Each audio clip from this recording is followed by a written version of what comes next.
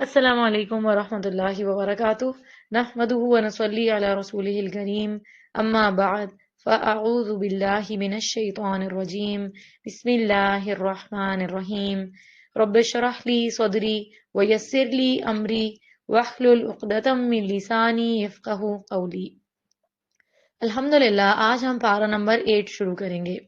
پچھلے پارہ 7 سے یاد رکھنے کی باتیں یہ ہیں: اگر جان بوجھ کر قسم توڑی تو اس کا کفارہ دینا ہوگا۔ گناہوں کی وجہ سے نعمتیں کم ہو جاتی ہیں۔ گناہوں کی وجہ سے دل پر جو پردہ آ جاتا ہے تو یہ قرآن کی سمجھ میں بھی حائل ہو جاتا ہے۔ دین کی بات، اللہ کی بات پھر سمجھ میں نہیں آتی۔ دین کے معاملات میں قرآن اور سنت کی پیروی اور دلیل کی پیروی کرنی ہے، آباء و اجداد کی اندھی تقلید نہیں کرنی۔ اللہ ہم سب کو صراط مستقیم کی طرف چلائے رکھے اور ہمیں جما دے اس پر، اور دنیا اور آخرت میں کامیابیاں عطا فرمائے۔ 8واں پارہ۔ اس سے پہلے کی آیات میں مشرکین مکہ نے یہ شرط رکھی تھی کہ ہم تب ایمان لائیں گے جب اللہ ہم پر کچھ نشانیاں نازل کرے، تو ابھی بھی وہی موضوع جاری ہے۔ پارہ 8 کی ابتدا میں پہلی آیت میں اسی موضوع کو بیان کیا گیا۔ آیت نمبر 111 میں 3 نشانیوں کا ذکر کیا گیا کہ اگر یہ 3 نشانیاں بھی ان پر آ جائیں تو پھر بھی یہ ایمان نہیں لائیں گے۔ سورۃ الانعام آیت نمبر 111: وَلَوْ أَنَّنَا نَزَّلْنَا إِلَيْهِمُ الْمَلَائِكَةَ وَكَلَّمَهُمُ الْمَوْتَى وَحَشَرْنَا عَلَيْهِمْ كُلَّ شَيْءٍ قُبُلًا مَا كَانُوا لِيُؤْمِنُوا إِلَّا أَن يَشَاءَ اللَّهُ وَلَكِنَّ أَكْثَرَهُمْ يَجْهَلُونَ۔ اور اگر ہم ان کی طرف فرشتے بھی نازل کر دیتے اور ان سے مردے بھی کلام کرتے اور ہر چیز کو ان کے سامنے لا اکٹھا کرتے تو بھی یہ ایمان لانے والے نہ تھے مگر جس کے متعلق اللہ چاہتا، لیکن ان میں سے اکثر نادانی کی باتیں کرتے ہیں۔ کافر معجزہ دیکھ کر بھی ایمان نہیں لائیں گے۔ حقیقت یہ ہے کہ جو شخص نہیں ماننا چاہتا، اگر سارے دلائل بھی اس کے سامنے آ جائیں تو وہ بھی اس کا انکار کر دیتا ہے، یعنی سارے دلائل سامنے آنے کے باوجود بھی وہ ان کا انکار کر دیتا ہے۔ جہالت انسان کی ہدایت کے راستے میں رکاوٹ بن جاتی ہے۔ علم کا نہ ہونا بھی انسان کی ہدایت کے راستے میں رکاوٹ ہے۔ اسی طرح علم آنے کے بعد خواہشات کی پیروی بھی انسان کی ہدایت حاصل کرنے میں رکاوٹ بن جاتی ہے۔ اس لیے انسان کو ہمیشہ اپنی فکر کرنی چاہیے کہ کبھی کہیں بھی سچائی جب اس کے سامنے آئے تو وہ اس کے ماننے والوں میں سے ہو، جھٹلانے والوں میں سے نہیں۔ انسان سچائی کو پہچانے گا تو سارے اعمال سچائی پر ہوں گے۔ جو شخص حق کی تلاش رکھے گا وہ قرآن اور سنت کو معیار بنائے گا۔ اللہ اور اس کے رسول نے جو کہا ہے اس پر چلیں، لوگوں کے سنے سنائے دین پر نہیں چلیں۔ اپنے لیے یہ دعا بھی مانگنی چاہیے: اللہم ارنا الحق حقا وارزقنا اتباعہ وارنا الباطل باطلا وارزقنا اجتنابہ۔ اے اللہ، حق بات کی طرف ہماری رہنمائی فرما اور اس کی اتباع کرنے کی توفیق دے، اور ہمیں باطل کو سمجھنے اور اس سے بچنے کی توفیق دے۔ آیت نمبر 112۔ اس آیت میں آگاہ کیا گیا کہ انسانوں اور جنات میں سے بعض شیاطین ہیں جو ایک دوسرے کو بڑی خوشنما لیکن پرفریب باتیں سجھاتے ہیں تاکہ انبیاء اور نیک لوگوں کے مشن میں رکاوٹیں کھڑی کر سکیں۔ انسان کو حق نہ دکھنے کی ایک اور وجہ اس کے دوست، اس کے ساتھی اور اس کی کمپنی ہوتی ہے، کیونکہ وہ انسان کو چیزوں کو اصل رخ پہ دیکھنے نہیں دیتے۔ سو واچ یور فرینڈز۔ شیطان تو ہمیشہ انسان کے ساتھ ہے۔ وہ چاہتا ہے کہ انسان کبھی بھی کسی چیز کو صحیح رخ سے نہیں دیکھ پائے، حق کو حق نہیں دیکھ پائے۔ اگر انسان نے حق کو دیکھ لیا تو وہ اسی راستے پر چل پڑے گا۔ تو شیطان انسان سے حق کو چھپاتا ہے۔ قتادہ اور مجاہد کہتے ہیں، جس طرح جنوں میں شیاطین ہیں اسی طرح انسانوں میں بھی شیاطین ہیں۔ انسان کی ساری زندگی بعض اوقات ایک نیک کام انسان کرتا ہے، انسان کی ساری زندگی نیک کام میں گزرتی ہے اور کسی شیطان کے بہکاوے میں آ کے وہ پھر بہک بھی جاتا ہے اور حق کی راہ چھوڑ دیتا ہے تو اس کا انجام بہت برا ہوتا ہے۔ اس لیے تقوی کے ساتھ زندگی بسر کرنے کی ضرورت ہے۔ آگے آیت نمبر 116 میں آ رہا ہے کہ اے محمد صلی اللہ علیہ وسلم، اگر آپ زمین میں بسنے والوں کی اکثریت کے کہنے پر چلیں گے تو وہ آپ کو اللہ کی راہ سے بہکا دیں گے۔ وہ تو محض زن کے پیچھے لگے ہوئے ہیں اور صرف خیاس آرائیاں کرتے ہیں۔ لوگوں کی اکثریت اپنی خواہشات کی پیروی کرتی ہے، خیاس آرائیوں اور گمان سے کام لیتی ہے۔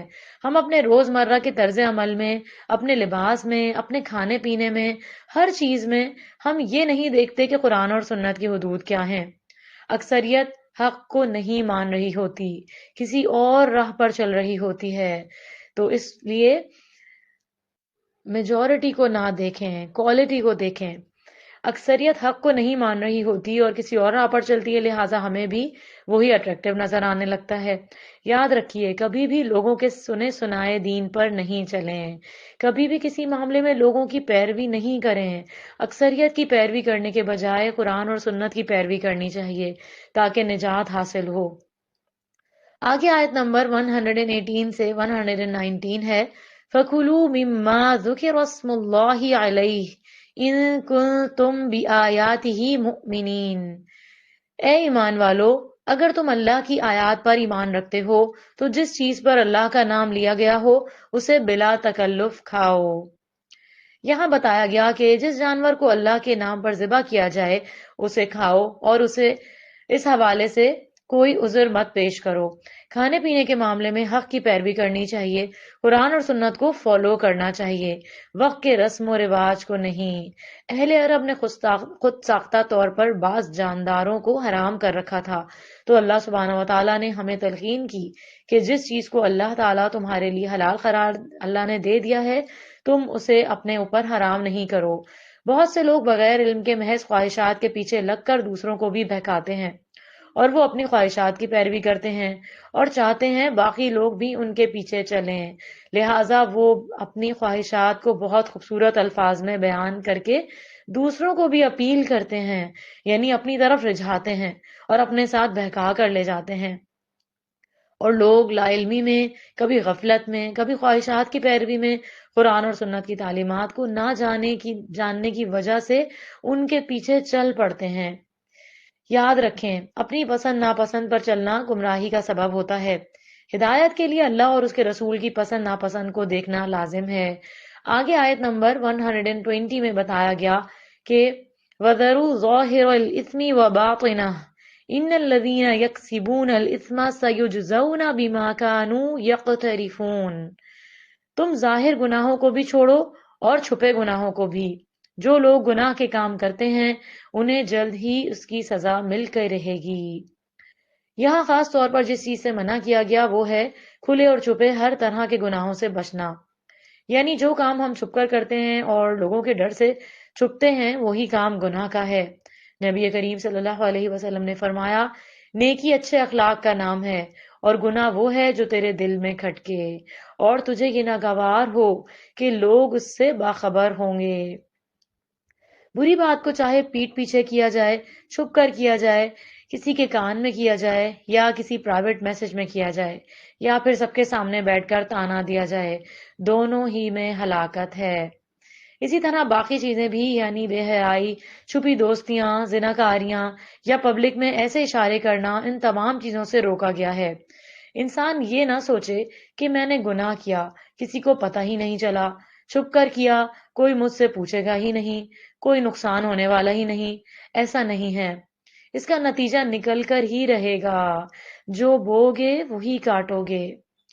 آگے آیت نمبر 121 میں آتا ہے، وَلَا تَأْكُلُوا مِمَّا لَمْ يُذْكَرِ اسْمُ اللَّهِ عَلَيْهِ وَإِنَّهُ لَفِسْقٌ۔ اور جس چیز پر اللہ کا نام نہ لیا گیا ہو اسے مت کھاؤ، کیونکہ یہ گناہ کی بات ہے۔ جانور ذبح کرنے کے لیے شرط ہے کہ اس پر اللہ کا نام لیا گیا ہو، صرف خون بہانا کافی نہیں۔ اور جس کھانے پر اللہ کا نام نہیں لیا جائے، بتوں کا نام لیا جائے یا غیر اللہ کا نام لیا جائے تو وہ ابلیس کا رزق ہوتا ہے۔ نبی کریم صلی اللہ علیہ وسلم نے فرمایا، ابلیس نے کہا، اے اللہ، تو نے ساری مخلوق کا رزق واضح کر دیا ہے، تو میرا رزق کہاں ہے؟ اللہ نے فرمایا، ہر وہ چیز جس پر میرا نام نہ لیا جائے، یعنی وہی تیرا رزق ہے، یعنی وہ شیطان کا رزق ہے۔ اس لیے کہتے ہیں کہ جب آپ کھانا کھاتے ہوئے بسم اللہ کے بغیر شروع کرتے ہیں تو شیطان آپ کے کھانے میں شریک ہو جاتا ہے.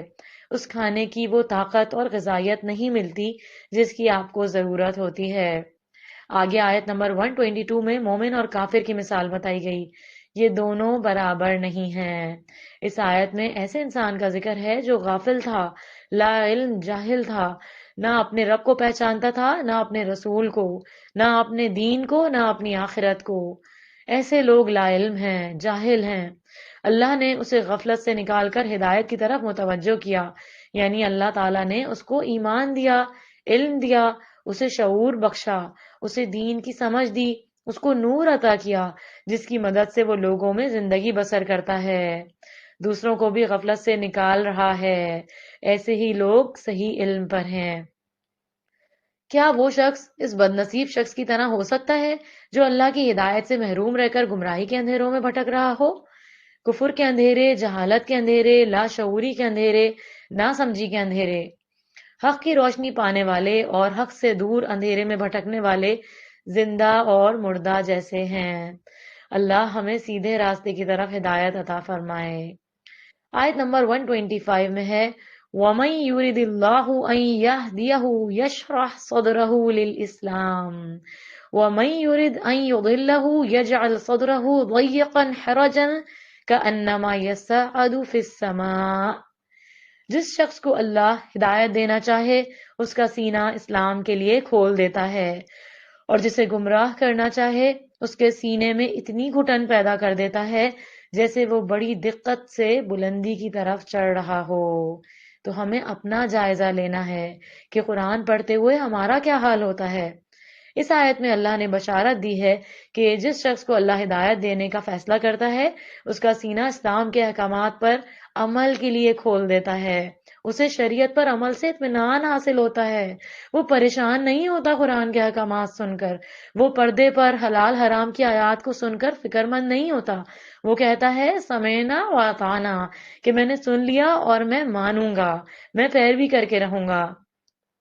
جس کو ہدایت کی توفیق مل جاتی ہے تو وہ توفیق انسان کے سینے میں وسعت پیدا کرتی ہے کہ انسان اللہ کی بات سنتا ہے، خوشی سے قبول کرتا ہے، اس پہ غور و فکر کرتا ہے، پھر اس کے مطابق عمل بھی کرتا ہے. تو یہ اللہ کی توفیق سے ہوتا ہے. تو جس کے ساتھ اللہ بھلائی کا ارادہ کرتا ہے اس کو دین کی سمجھ دے دیتا ہے. ہم سب کو اللہ کا شکر ادا کرنا چاہیے، اس نے ہمیں قرآن کی روشنی عطا کی اور اس کام کے لیے ہمیں چن لیا جو اللہ کا پسندیدہ کام ہے، یعنی اس کے دین کا کام، اور ہمیں موقع دیا، وقت دیا کہ اس وقت ہم قرآن پڑھ رہے ہیں، الحمدللہ سن رہے ہیں اور قرآن کو پڑھتے رہتے ہیں، حق کو پاتے رہتے ہیں. اسی لیے یہ دعا پڑھی جاتی ہے رب اشرح لی صدری ویسر لی امری. اللہ میرا سینہ کھول دے تاکہ جو حق میں پڑھوں سنوں وہ میرے اندر سما جائے، میرے لیے اس پر عمل کرنا آسان ہو جائے. اور اس کے برعکس اللہ جسے گمراہ کرنا چاہتا ہے اس کے سینے میں اتنی گھٹن پیدا کر دیتا ہے جیسے وہ بڑی مشکل سے بلندی کی طرف چڑھ رہا ہو. یعنی ایسے شخص کے لیے ہدایت کی طرف آنا، اس پر چلنا اتنا مشکل ہو جاتا ہے جیسے پہاڑ سر کرنا یا کسی اونچی چڑھائی پر اوپر کو چڑھنا مشکل ہوتا ہے. اس کو دین کی بات اچھی نہیں لگتی، اس پر عمل کرنا بڑا مشکل لگتا ہے. دین کی طرف آنا، نماز کی طرف آنا، دین کی مجلسوں کی طرف آنا، دیندار لوگوں کے پاس بیٹھنا، خیر اور بھلائی کی باتیں سننا اس کو بڑا بوجھل لگتا ہے، اس کا دل گھٹتا ہے اور اس کی طرف آنا ہی نہیں چاہتا. یعنی وہ کہتا ہے سمعنا و اطعنا، کہ میں نے سنا لیکن میں مان کر نہیں دوں گا. اپنا جائزہ لیں. آپ کو یہاں دور قرآن سننے زبردستی بٹھایا گیا ہے یا آپ خود اپنے شوق سے یہاں بیٹھے ہیں؟ آیت نمبر 127 میں بتایا گیا کہ نصیحت حاصل کرنے والوں کے لیے سلامتی کا گھر یعنی جنت ہے. جو اللہ کے فرما بردار بندے ہیں، جو اللہ کا حکم مانتے ہیں، جنہوں نے اچھے عمل کیے ہیں، ان کے لیے جنت میں سلامتی کا گھر ہے جہاں انہیں کوئی تکلیف نہیں ہوگی، کسی قسم کی کوئی آزمائش، کوئی رنج، کوئی غم، کوئی مصیبت، کچھ بھی مشکل نہیں ہوگا. انہیں وہاں بہت ساری نعمتیں ملیں گی. اللہ ہم سب کو جنت الفردوس عطا فرمائے۔ آیت نمبر 128 میں ہے کہ قیامت کے دن شیاطین جنات سے بھی پوچھ گچھ ہوگی، سوال جواب ہوں گے، ان کا بھی حساب کتاب ہوگا۔ دنیا میں شیطان اور انسان مل کر جو برے برے کام کرتے ہیں ان کا انجام بھی اکٹھا ہی ہوگا۔ برے اعمال کرنے والے تمام جنات اور انسانوں کو سزا ملے گی، وہ جہنم میں ایک ساتھ جمع کر دیے جائیں گے۔ اللہ ہم سب کو جہنم سے بچا لے۔ آیت نمبر 132 میں آتا ہے وَلِكُلٍّ دَرَجَاتٌ مِّمَّا عَمِلُوا، اور ہر ایک کو اس کے اعمال کے مطابق درجہ ملے گا اور جو کچھ وہ کام کر رہے ہیں۔ جو جن جنت میں جائیں گے ان کے بھی درجات ہوں گے، جو انسان جنت میں جائیں گے ان کے بھی درجات ہوں گے، یعنی جن اور انسانوں دونوں کے لیے درجات ہیں۔ ایک روایت میں آتا ہے جنت کے 100 درجے ہیں، ایک درجے اور دوسرے درجے کے درمیان اتنا ہی فاصلہ ہے جتنا آسمان اور زمین۔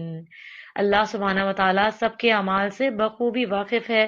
اپنا درجہ اپنے رب کے ہاں وہاں دیکھنا ہو تو اپنے اعمال کو دیکھیں، آپ کس کام میں کتنے آگے ہیں، روزے کیسے ہیں، کس کوالٹی کے ہیں، کس کے لیے رکھ رہے ہیں، خیر اور بھلائی کے کتنے کام کرتے ہیں، نیکیوں میں کتنا آگے ہیں، زکوٰۃ کتنی خوشی اور شوق سے دیتے ہیں اور وقت پر دیتے ہیں۔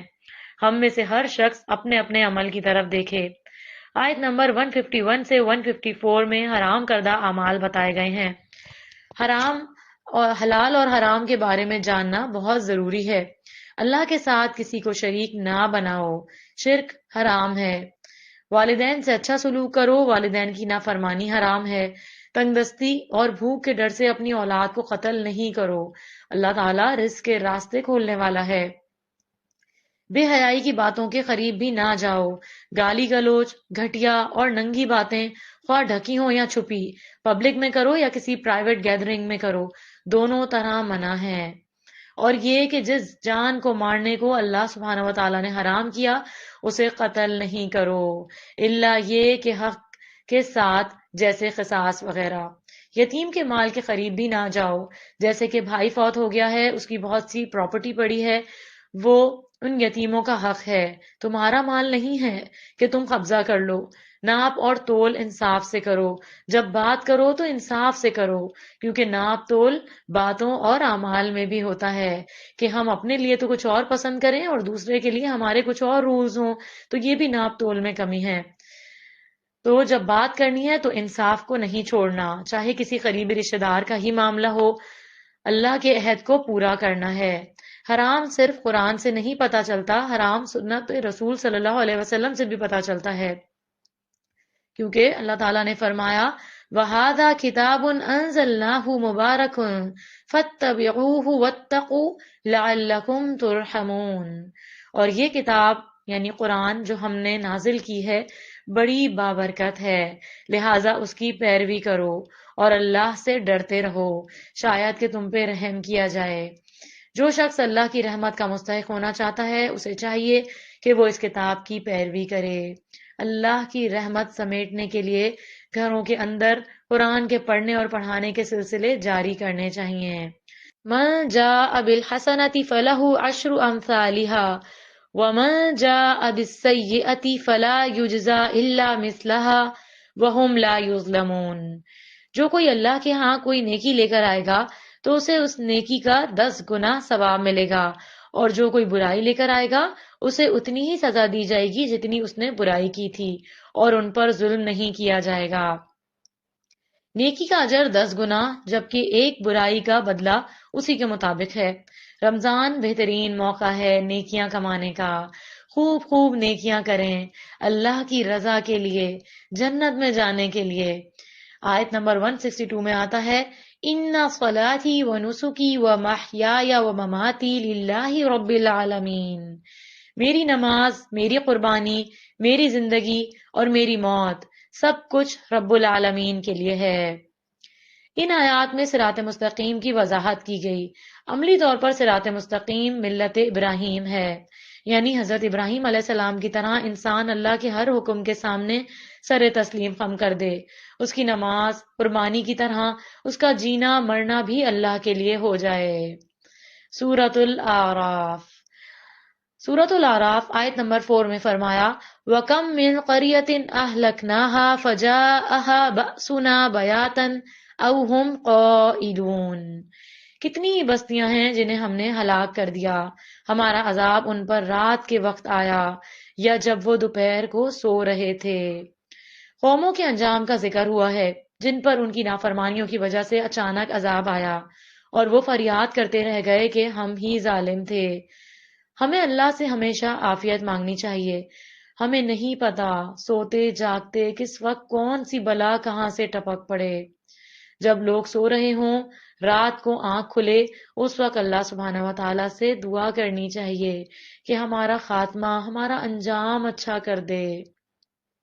آگے آیت نمبر 8 میں آتا ہے وَالْوَزْنُ يَوْمَئِذٍ الْحَقُّ فَمَنْ ثَقُلَتْ مَوَازِينُهُ فَأُولَئِكَ هُمُ الْمُفْلِحُونَ، اس دن انصاف کے ساتھ اعمال کا وزن کیا جائے گا، جن کے پلڑے بھاری نکلے وہی فلاح پائیں گے۔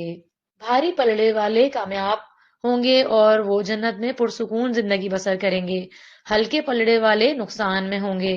سورۃ البقرہ کے بعد یہاں آیت نمبر 11 سے 25 میں دوسری بار قصہ آدم اور ابلیس بیان کیا جا رہا ہے۔ حضرت آدم علیہ السلام کو شیطان نے تکبر کی وجہ سے سجدہ نہیں کیا تو اللہ کی رحمت سے دور کر دیا گیا۔ ابلیس بہت بلند مقام پر تھا، لیکن جب اللہ کی نافرمانی کی، عمل نہیں کیا جس کے کرنے کا حکم دیا گیا تھا، وہ کر کے نہیں دکھایا تو ذلت اور رسوائی کھائی۔ یاد رکھیے، اسلام کے ہر راستے پر شیطان بیٹھتا ہے۔ انسان مسلمان ہو بھی جاتا ہے تب بھی ابلیس ہر راستے پر بیٹھا ہے۔ ہر نیکی کا کام جب آپ کرنے لگتے ہیں تو ضرور دل میں وسوسہ ڈالتا ہے، پیچھے ہٹاتا ہے۔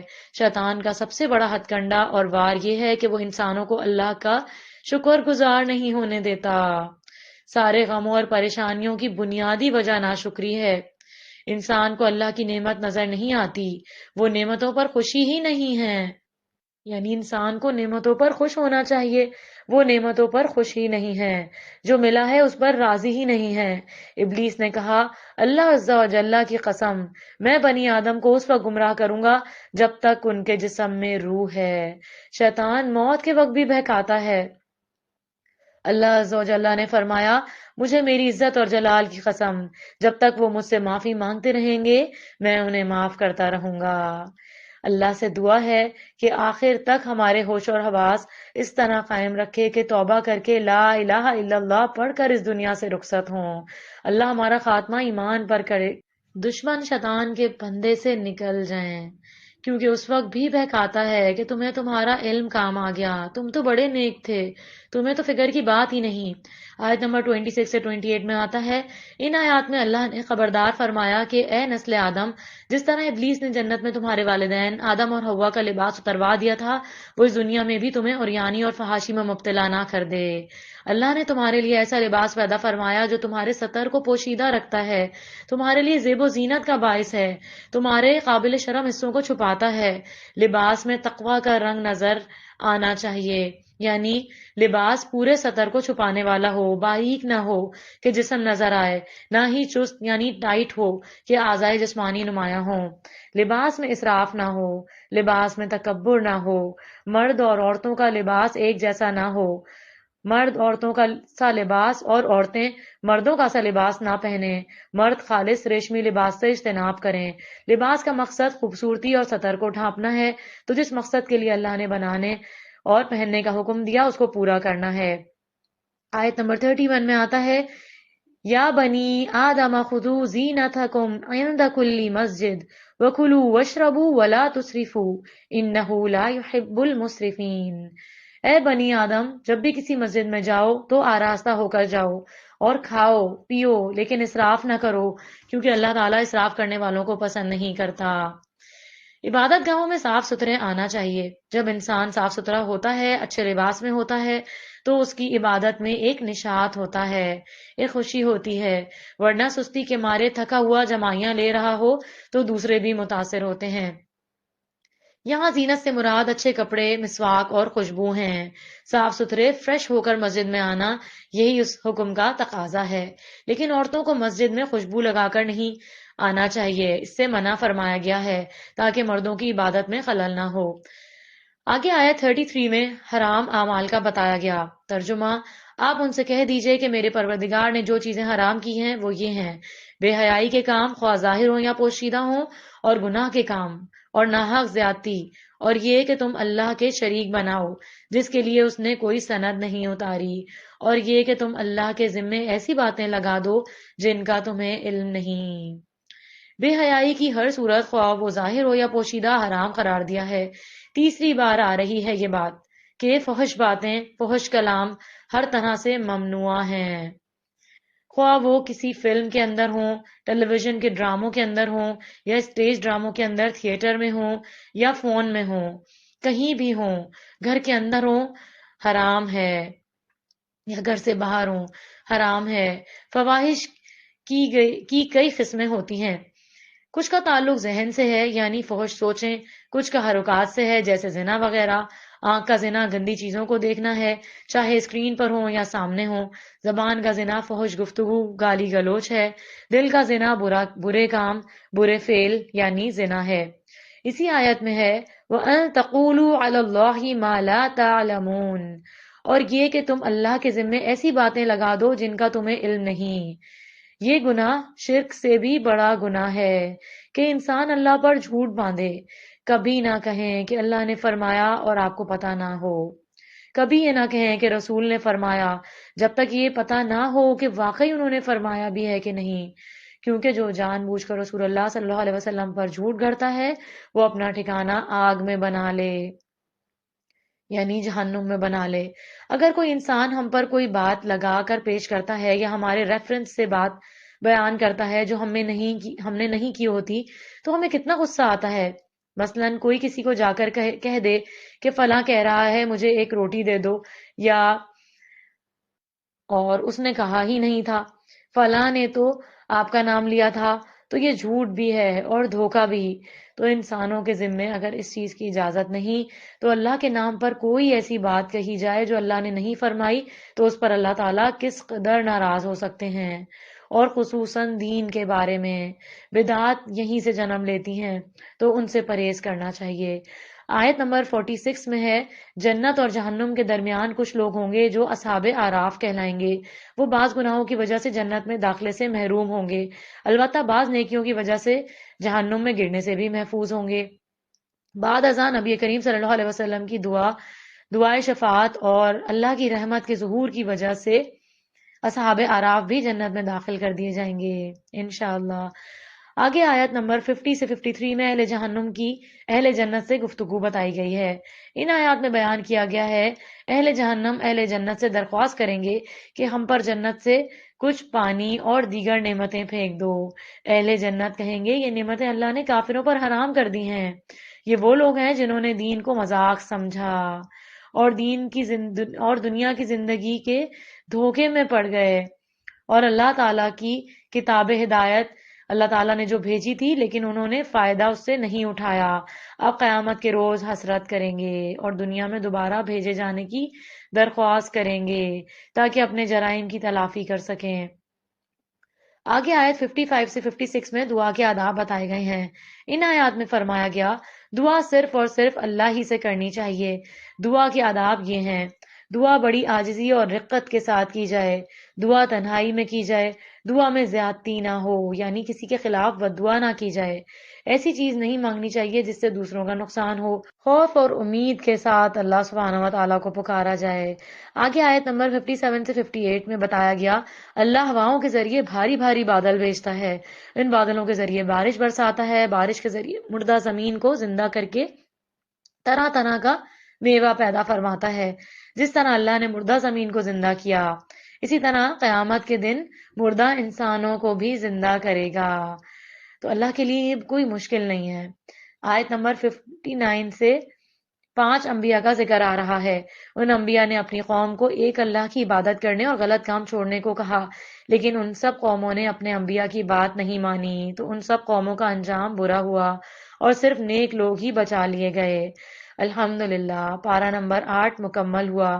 اللہ ہمارے روزے قبول فرمائے، ہماری نیکیوں کو بہترین درجوں پر قبول فرما لے اور اپنی شان کے مطابق اس کا اجر عظیم عطا فرما دے۔ اللہ ہمیں ہر قسم کے شر سے، برائیوں سے محفوظ رکھے، آمین یا رب العالمین۔ وآخر دعوانا ان الحمد للہ رب العالمین۔